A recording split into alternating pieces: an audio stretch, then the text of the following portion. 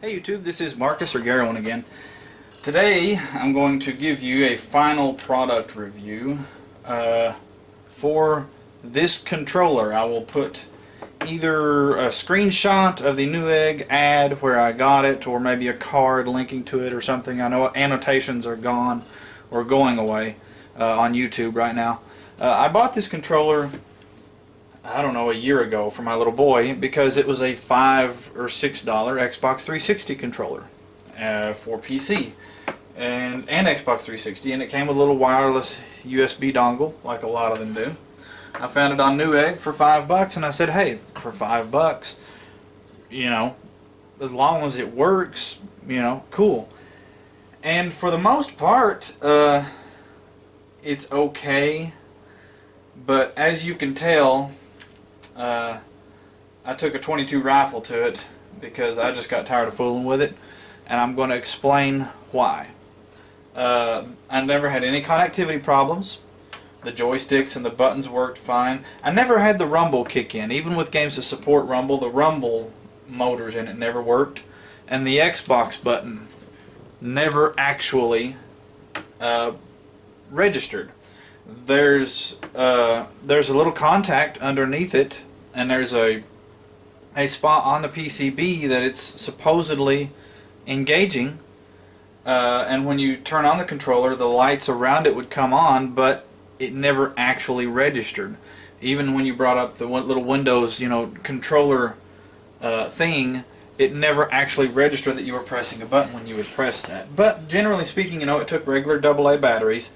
And it literally looks like they took an actual Xbox 360 controller apart and just used that to make their own molds so they could sell these for a lot cheaper price. It's even got, right here you can see where on a 360 controller it would have the headset jacks down here, and they literally just like covered them up when they were making the mold from the actual 360 controller, since this, you know, that's not present on this thing. But my biggest complaint was not the lack of rumble. It was not the fact that the Xbox button didn't work. The LB or L1 and R1 shoulder buttons are horrible. They're terrible. The way a normal LB and RB button should work, as you can see on my wired PC controller for mine, they have a clicking mechanism very similar to what is in place on the joystick on this controller, with the one part on it that didn't take a round. But the shoulder buttons on this, they don't click, they just kind of mash. And what it is, inside the mechanism, because they actually screwed up once and just didn't work altogether, and I had to take it apart and fix it to see how it worked. And I've got a video on my channel here of me fixing something else on this. I don't remember what it is, but I'll put a card up here to the teardown of this controller. Basically, the mechanism for these shoulder buttons is there's just a little thin piece of metal that is basically here's the contact, alright, and then there's this little thin piece of metal here, and when the shoulder button presses in, it just flexes this piece of metal so it touches the contact. But this little piece of metal here is so thin and light, and it wasn't glued into place or anything, it was just kind of set in there on both of them, it wasn't a mistake, that if you're very rough with the controller at all, you know, if you're, you know, spamming a button in a hurry or something, they dislodge and come loose, and then stop registering.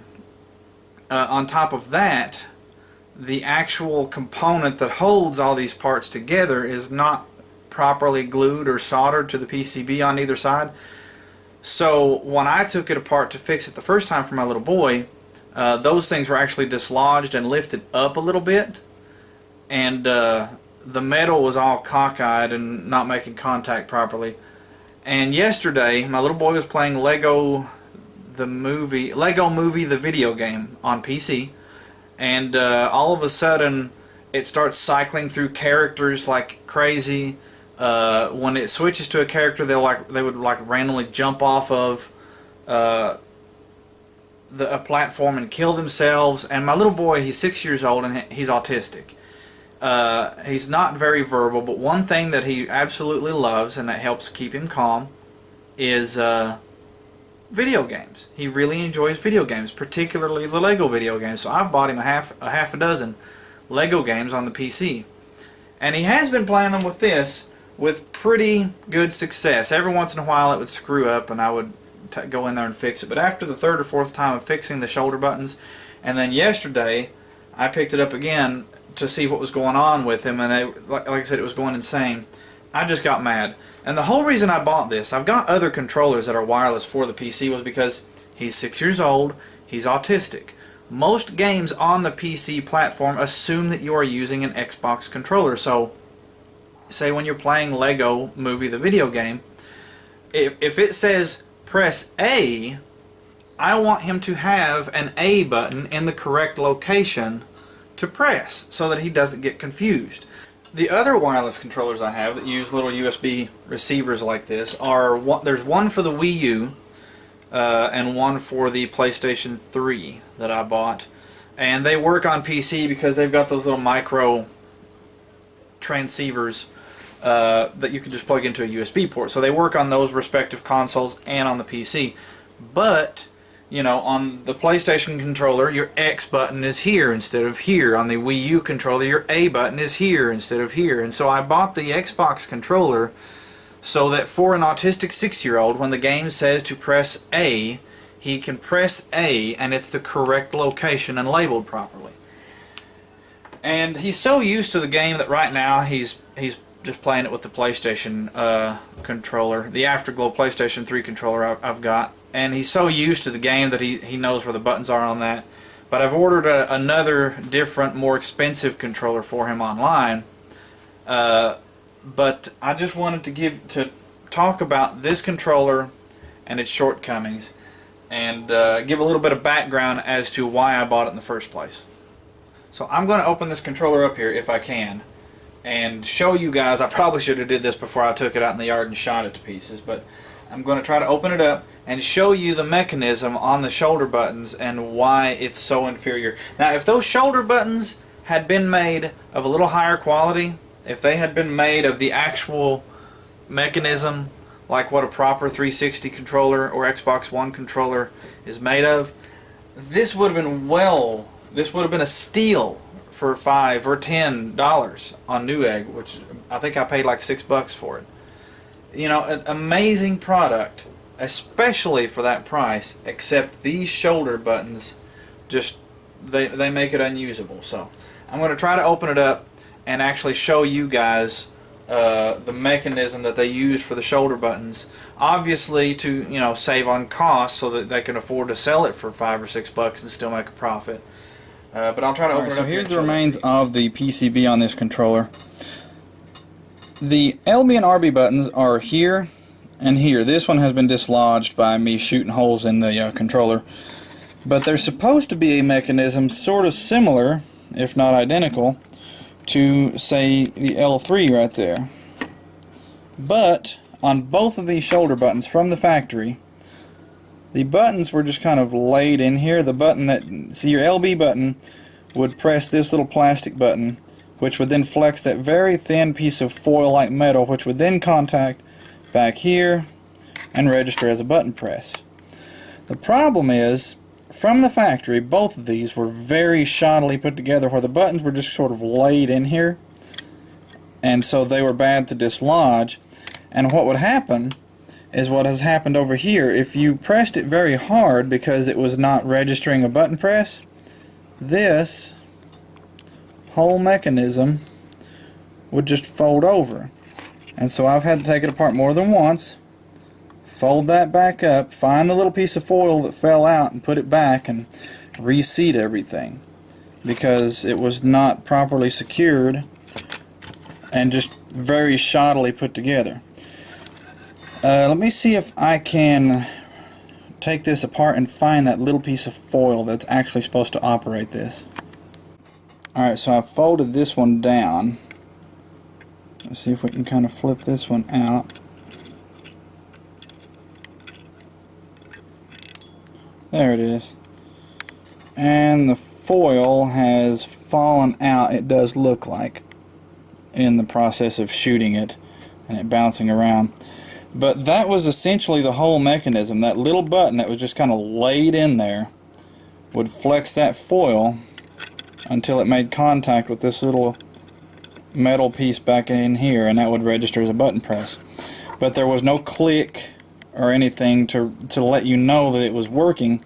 It was very mushy, and they were very shoddily put together. You know, these were bad to fold over, and then the button would fall out and the foil would fall out because there was nothing holding it, and then it would fail to function until you took it back apart and found everything and put it back together. Alrighty, so this controller that I think I paid $5 or $6 for it, it's now $24.38 on Newegg, which is where I ordered it from. But it's not worth that. You can see it says first from Asia, which means that not only is it cheap quality, but you're also going to have to wait quite a while to get it, especially if you're in the United States. I don't remember how long it took us to get it, but it took a little while for it to get here. So it's an interesting product because other than the shoulder buttons, it's not terrible. It's about half the price of an official one, but you can plug it into your PC or your Xbox 360 and have a cheap controller to play your games on PC with. But they skimped on one of they skimped on the manufacturing of the shoulder buttons. The Xbox button didn't actually work, and just those two things make it where the product doesn't do what it's supposed to do. It's really close to being a good, cheap alternative to an official Microsoft Xbox 360 controller. But there are core functionalities of the product, things that it's supposed to do, that it does not do reliably. Now, I'm not talking about its durability or its overall quality as a product. I'm not talking about the fact that you can't use the headset, or it's not rated for as many button presses as the official controller, or the range, or the wireless transceiver, or anything like that. For the money, even maybe for 20 bucks, it would have been an okay controller if everything worked properly, but it doesn't. So I do not recommend this product. It will probably only end in frustration for you. Alright, so you can see here they've got them in blue, pink, white, whatever this YKS, I guess that's the company that makes it.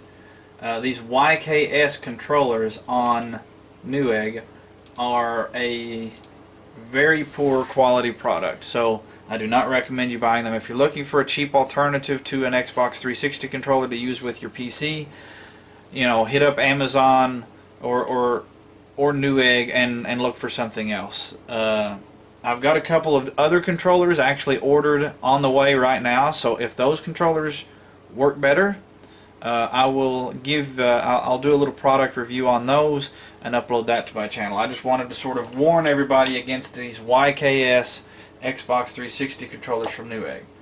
So anyway, if you guys have any comments, questions, concerns, or suggestions, please feel free to post them in the comments section below. I'm going to try to clean up the little pieces of dirt, wood, and fiberglass from this controller and throw it in the garbage. And hopefully the new controllers get here before too long, and before he notices that his controller actually says X squared, triangle, and circle instead of A, B, X, and Y.